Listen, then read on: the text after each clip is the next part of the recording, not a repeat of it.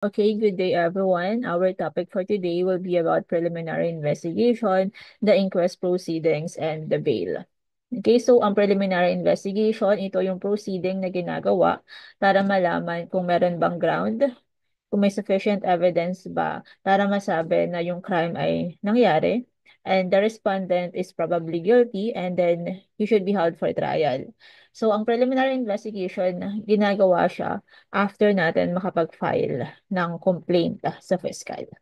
Okay, so dito sa prosesong ito, titignan ng prosecutor or ng fiscal kung meron bang kaso on the onset. Okay, so kasi may mga pagkakataon na yung mga complainant gumagawa lang or fabricated lang yung mga claims nila. Wala naman talaga silang ebidensya. So hindi pwedeng isasampa agad ng fiscal sa korte without him knowing, without him determining kung may case ba talaga sa complaint na pinasa or final ng ng complainant. Ngayon, so bakit mahalaga yung preliminary investigation? Kasi nga, una, para maiwasan, or to make sure rather, first is para to make sure na may case talaga, may kaso talaga. So kasi hindi naman biro-biro yung trial na mangyayari. Pangalawa, kapag sinampa natin yan sa korte, even without sufficient evidence to prove the case, then yung estado, yung state, gagastos na siya ng pera for the prosecution, for the trial of the case. Then pangatlo, of course, para maiwasan din on the part of the respondent or the accused, yung anxiety during the trial. Kasi even the lawyers themselves, even if lagi sila sa korte, kapag may kaso sa kanila, anxious yan, kinakabahan din yan. So what if yung claims pala sa complaint are fabricated lang? No, so hindi po pwedeng ganon. Hindi pwedeng sasampa agad sa korte if hindi tayo magko-conduct ng preliminary investigation. Ngayon, we have new rules regarding PI or the preliminary investigation. So, i-compare natin siya ngayon, no? So, una, sa old rules, sabi sa dating batas, lahat daw ng krimen na may imposable penalty na at least 4 years, 2 months, and 1 day is required na mag-undergo ng preliminary investigation. Whereas, sa bagong rules na meron tayo, ang mga kaso na may penalty na at least 6 years and 1 day ang required magkaroon ng PI. Okay, so dati 4 years, 2 months, and 1 day, ngayon 6 years and 1 day na lang. So, mas tinaas na siya. Um, Question, so what about po yung mga crimes na below 6 years and 1 day yung penalty? Ano nang mangyayari? So, saan ipapasa or saan ipa-file? Ipa-file pa rin siya sa prosecutor's office, pero hindi na siya mag-undergo ng process ng preliminary investigation which we will discuss later on. So, dati, sa old rules, ang proof na required, ang quantum of evidence na required ay only probable cause. Whereas, dito sa new rules, ang quantum of evidence na kailangan ay reasonable certainty of conviction. Kasi sabi ng Supreme Court, yung probable cause daw ay sobrang mababa. It is only based on the opinion of the fiscal. Whereas ngayon, binago siya, ang kailangan na natin ay reasonable certainty of conviction. So, ibig sabihin, magkakaroon dito ng case build-up. Okay? Kasi kapag, halimbawa, nag-file ka ng complaint, pinasa mo siya sa fiscal, and then pag nakita ng fiscal na kulang yung ebidensya mo, pwede siyang maghanap or mag-require pa ng additional evidence para ma-prove or para makita na may sufficient evidence talaga on the onset yung kaso. Kasi pag nagpasa tayo ng complaint, dapat naka-incorporate na doon yung mga affidavits, yung mga evidence ng offended party and ng mga witnesses na ipoprovide niya. Okay, so ito yung process na ginagawa during preliminary investigation. Okay, no, so kapag ikaw yung biktima, ikaw yung offended party, magpa-file ka ngayon ng complaint affidavit sa fiscal's office. Okay, so after na complete affidavit, hindi yan na, especially if the case requires preliminary investigation, hindi yan magre-resolution agad. After na complete affidavit, ira-require ngayon si respondent na mag-file ng kanyang counter affidavit. Si counter affidavit po, ang mag-file nito ay si respondent. After ng counter affidavit, si complainant mag-file ulit ng kanyang reply affidavit, And then, after ng reply affidavit, magpa-file naman ngayon ng rejoinder affidavit uh, si respondent. Okay, so between this, pwedeng mag-conduct ng mga clarificatory hearings. May mga fiscal kasi na gusto papel lang. Parang mag-submit ka lang ng mga affidavit na ito, wag na tayo magkita. Whereas may mga prosecutors din na kinakailangan ng clarificatory hearing para maklarify yung mga issues at hand. Okay, so after ng rejoinder affidavit, last na ito, maggagawa na ngayon ng resolution si fiscal, and dito magde-decide siya kung may sufficient evidence ba para magpa-file siya ng information or i-dismiss niya yung kaso. Okay, so kapag nakita niya na may sufficient evidence na may reasonable certainty of conviction, magpa-file na siya ngayon ng information sa korte. Okay, so sa last module na pag-usapan natin yung information, ito yung sakdal na ipina-file ng fiscal sa korte. Ayun, so what if ma-dismiss? Ma-dismiss yung complainant or the victim. So, pwede siyang mag-file ng motion for reconsideration. After ng MR, pwede rin siyang mag-appeal sa Regional Prosecutor's Office until the DOJ. So, even uh, pagdating sa DOJ, tinitignan na kulang pa rin yung ebidensya niya, the complainant is not precluded na mag-refile again kasi hindi naman to papasok sa violation ng double jeopardy rule. So, kung gusto niya mag-refile ulit, as long as hindi pa siya lampas sa prescriptive period, allowed naman. But, of course, the complainant has to ensure na may additional evidence para makita na may kaso talaga or may case talaga on the onset pa lang yung fina-file niya. Okay, so ngayon pag-usapan natin yung criminal investigation as compared to preliminary investigation. So ang criminal investigation, ito yung fact-finding investigation carried out by the law enforcement officers for the purpose of determining whether they should file a complaint for preliminary investigation. So ang criminal investigation, ang nagsasagawa nito ay yung mga law enforcement. Okay, so mga police. So dito, tinitignan nila kung may sufficient ba silang basehan para mag-file ngayon ng complaint sa fiscal's office. Okay? So whereas the preliminary investigation is conducted for the purpose of determining if there is probable cause to hold a person for trial.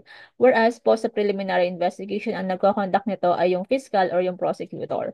So, ginagawa ito para malaman kung meron bang sufficient ground, may reasonable certainty of conviction pa, para mag-file ngayon ng information sa korte. Okay, ulitin natin sa criminal investigation, ang gumagawa ay si law enforcement.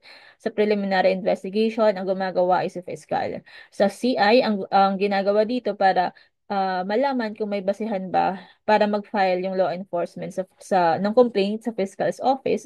Whereas sa PI, dito, ito yung proseso para malaman if magpa-file ba ng information sa fiscal before the court.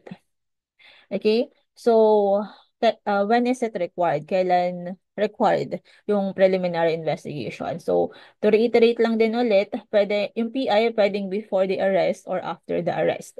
So, ang preliminary investigation ay required sa mga kasong may penalties na at least 6 years and 1 day. Okay, so pag below 6 years and 1 day, hindi na po required ng PI.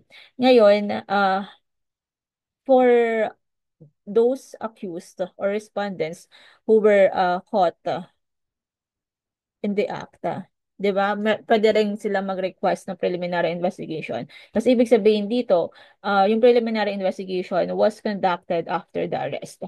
So, dito po, halimbawa, si Pedro ay nahuling gumagamit ng droga. He was caught in the act. Now, ngayon, after that, 'di ba, i-restrict yung custody niya. And then, at the same time, kailangan din makapag-file ngayon ng charges yung inquest prosecutor and then kasama rin yung law enforcement before the courts. Now, during the custody, pwedeng mag-request ngayon si Pedro na mag-conduct pa rin ng preliminary investigation.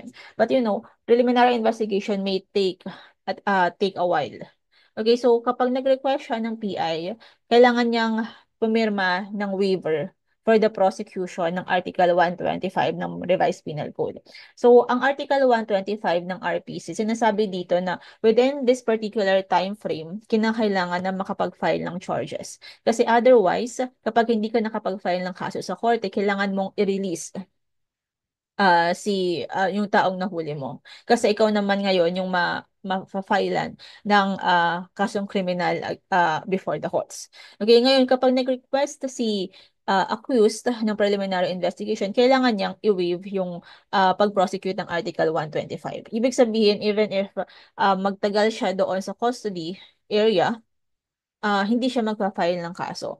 But that also doesn't preclude him from posting fianza or posting bail. Okay? So, yun po yung kung kailan natin siya kailangan.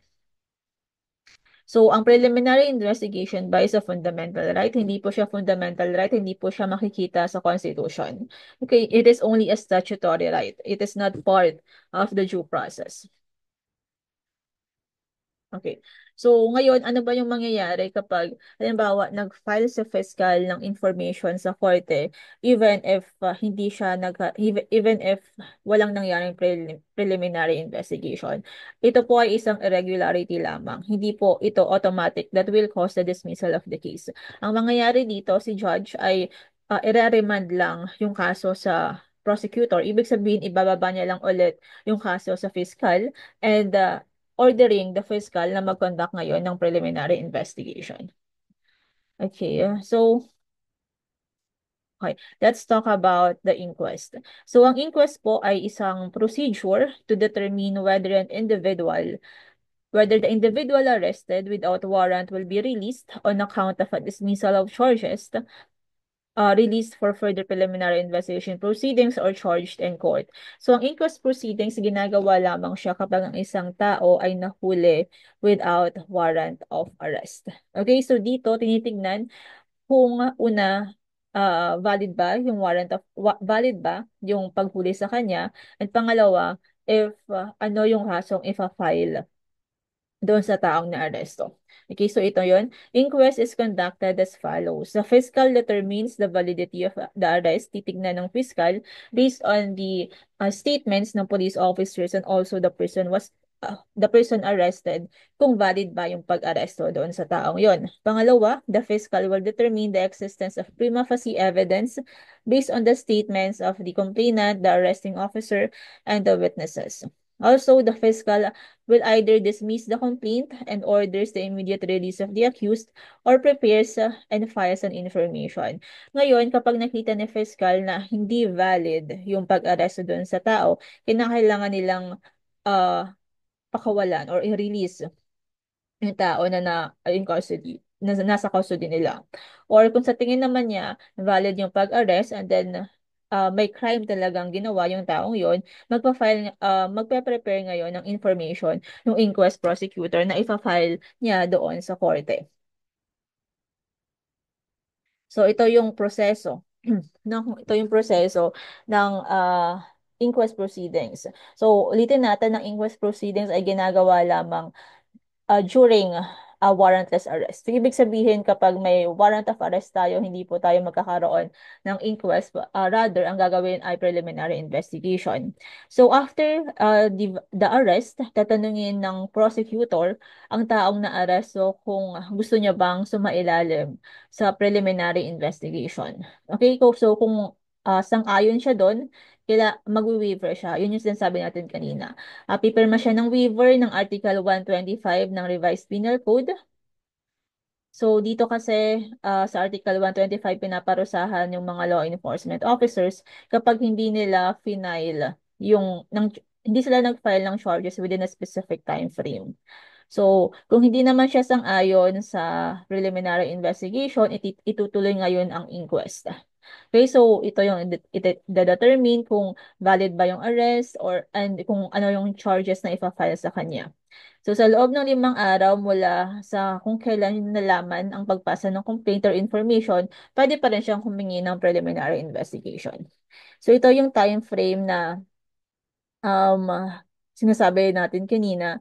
So 12 hours 18 hours and 36 hours yung reckoning point natin. So halimbawa, nahuli yung isang tao na pumatay and then caught in the act siya or hot pursuit arrest yun. So, kinakailangan niyang, kinakailangan na makapag-file ng charges sa korte within 36 hours. Kasi yung murder or yung homicide ay may afflictive penalties and ito ay para sa mga pinakamabigat na parusa, lampas na 6 na taong pagkakakulong. Whereas, kung ang isang tao ay nahuli na gumawa ng krimen, yung penalty ay light lang naman. So, ibig sabihin, ang imposable penalty ay conviction lamang ng 30 days. Dapat makapag-file ng charges sa korte sa loob ng 12 hours. Kasi after ng 12 hours and then hindi ka nakapag-file ng charges, kinakailangan mong i-release yung taong yon. Otherwise, ikaw ang mapafilan ng Article 125 ng Revised Penal Code. So, para naman doon sa mga correctional penalties, ibig sabihin, 1 month and 1 day until 6 years, kinakailangan mag-file ng charges or ng kaso, yung fiscal or yung prosecute or yung law enforcement within 18 hours. So for afflictive penalties naman, kinakailangan makapag-file tayo ng charges within 36 hours. Okay?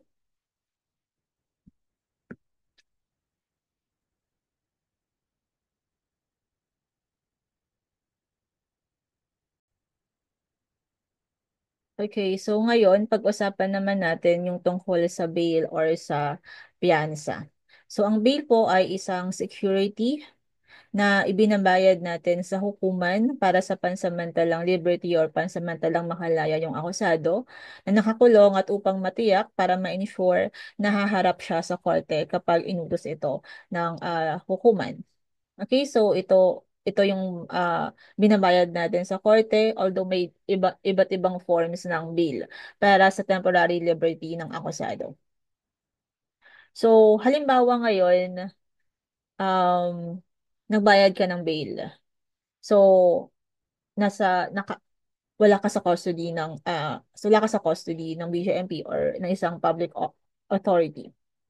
Now, kapag during hearing, tapos na-require ni judge yung presence mo, and then hindi ka umattend, even if hindi ka umattend, pwede niyang i-order yung pag-arrest ulit sa'yo, even if nakabayad ka na before ng bail. Kasi nga, aside from temporary liberty ng akusado, yung bail ay to ensure din na a-attend yung isang akusado sa mga hearing or sa mga trial. Okay, so there are four forms of bail or ng piyansa. So una, meron tayong money, may property, may surety or yung bond, and yung recognizance. So yung money, ito yung pera. From the term itself, ito yung binabayad natin para sa temporary liberty. On the other hand naman, property. So basically, yung titulo ng bahay nyo, titulo ng lupa, pwede rin siyang gawin as bail. Pangalawa ay surety or yung bond. Ito yung mga piyansador. So sa mga courts kasi meron na dyan na mga accredited na surety institutions kung saan sila yung magbabayad ng ng bail mo, but magbabayad ka sa kanila ng premium I think every year siya. Ang pinagkaiba lang kasi dito, even if sa surety kasi kapag acquitted ka, hindi na maibabalik sa iyo yung premium na binayad mo sa kanila. Whereas kapag cash yung binayad mo and then after the trial, nakitang acquitted ka or wala ka namang sala, yung bail na binayad mo ay babalik sa iyo. Okay, and lastly, we have recognizance. So recognizance, usually kasi ginagamit lang to for mga light offenses. Yung mga hindi naman sobrang lalaking offenses. So dito, parang may isang tao, usually dito, elected officer, na iba-vouch. Iba-vouch ka doon sa korte na during trial, yung taong to atin to. Ganyan. So we have different forms. We have money, the property, the surety or the bond, and the recognizance. So, okay. Ang right to bail po, ay maaaring is a matter of right or a matter of discretion. So in the previous discussions, alam na natin yung hierarchy of course now, MTC, RTC, CA, and the Court of and Supreme Court. Now, kapag ang kaso ay nakasampa sa Metropolitan or sa Municipal Trial Court, it is a matter of right before conviction and after conviction. So, ulitin natin, yung MTC po, sila yung may jurisdiction sa mga kaso na less than 6 years yung penalty. Okay? So, ibig sabihin, hindi pwedeng i-deny yung bail mo kapag ang kaso ay nakasampa sa first level courts. On the other hand, kapag ang kaso naman ay nakasampa sa regional trial court, so, before conviction, a matter of right siya kapag ang imposable penalty ay hindi reclusion perpetua or life imprisonment. Okay? And then after the hearing sa RTC and the convicted ka doon, matter of discretion na yung bail. So, ma'am, kapag ang isang kaso ba ay capital offense or those that are punishable by reclusion in perpetua, life imprisonment, or death, pwede pa rin ba akong makapagpiyansa? So the answer for that is actually depende. Okay, so may dalawang requirement tayo na kinakailangan para masabing hindi pwedeng i-grant yung bail ng isang tao. Una, kapag ang imposable penalty ay reclusion perpetua, life or life imprisonment, and pangalawa ay kapag ang evidence of guilt is strong. Ngayon, dalawang requirement yun. Dapat coexisting sila. So, kapag halimbawa, ang kaso, the guilt is not strong, pwede pa rin makapag-file or makapag-post ng piyansa. So, paano siya gagawin? Yung lawyer ng taong yon, pwede siyang mag-file ng petition to bail. And then, nasa prosecution yung burden para patunayan na the evidence of guilt is strong. Kasi kapag hindi niya yun napatunayan, maaaring i-grant ng hukuman yung pagbabayad ng piyansa nung akusado. Okay, so halimbawa, the case is murder. So, ang penalty ng murder is reclusion perpetua. Okay, so aside from imposable penalty, kailangan din na the evidence of guilt is strong. So, halimbawa, the accused is Pedro. So, gusto niya magpiyansa kasi ayaw niya sa kulungan. So, pwede silang mag-file ng petition to bail. And dito, papatunayan ng prosecution na yung ebidensya laban kay Pedro ay malakas. Kasi kung malakas yung ebidensya, um, hindi papahintulutan yung pagpapiyansa. Pero kung mababa yung evidence ng prosecution ay hindi malakas, maaaring i-grant ng hukuman yung pagbayad or yung pag-post ng bail ng taong yun. Okay, so ito yung process ng pagbayad ng piyansa. Una, ang piyansa po ay binabayad sa korte. Hindi siya binabayad sa fiscal, hindi siya binabayad sa police. So dito, kapag magbabayad ka ng piyansa, tatanungin mo sa Office of the Clerk of Court kung saang branch ni raffle yung kaso mo. So kung hindi pa ito nararaffle, ang abogado ay maaaring maghain ng motion to fix bail. Pangalawa, hihingin mo sa kanila yung mga requirements kasi yung different courts, minsan iba-iba rin yung requirements nila para makapag-post ng bill yung isang akusado. Pangatlo, humingi sa branch ng listahan ng mga, hindi. Pangalawa pala ay hingin sa branch yung kopya ng sakdal or ng information, and after that, hingin mo rin sa branch yung mga listahan or ng requirements para sa pagpapians or pag-post ng bail. So, kung ngayon, kung walang na-recommend ang piyansa at mahina o hindi matibay ang ebidensya ng nagkasala, maaaring mag-file ng petition for bail para hilingin sa korte na payagan ng akusado na makapagpiyansa. Ito yung sinasabi natin kanina na kapag hindi ni-recommend yung piyansa, maaari pa rin mag-file ng petition to bail para makapagpiyansa yung akusado, especially if the evidence ng prosecution ay hindi naman malakas. So that would be all. Thank you, everyone.